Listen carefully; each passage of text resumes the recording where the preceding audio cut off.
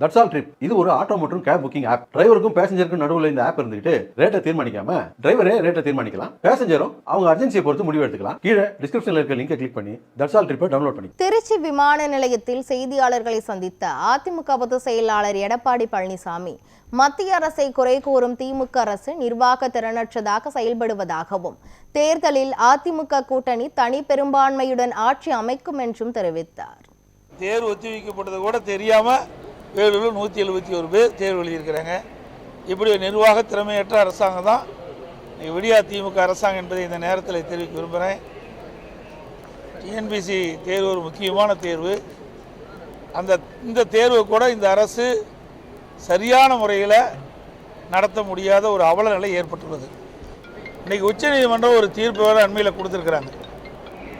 மாநில அரசு உரிய காலத்தில் சட்ட ஒழுங்கு டிஜிபியை நியமிக்காமல் இருந்தால் உச்சநீதிமன்றத்தை நாடலாம் என்று ஒரு செய்தி வெளியில் வந்திருக்குது. உச்சநீதிமன்ற தீர்ப்பின் அடிப்படையில் இந்த அரசாங்கம் இந்த தீர்ப்பு வந்த பிறகு கூட இதுவரை யூபிஎஸ்சி தேர்வு செய்யப்பட்டு அனுப்பப்பட்ட டிஜிபி பட்டியலில் ஒருவரை நிரந்தர சட்ட ஒழுங்கு டிஜிபியை நியமிக்க முடியல. அந்த அளவுக்கு ஒரு திறமையற்ற அரசாங்கம் இன்றைக்கி செயல்பட்டு கொண்டிருக்கிறது.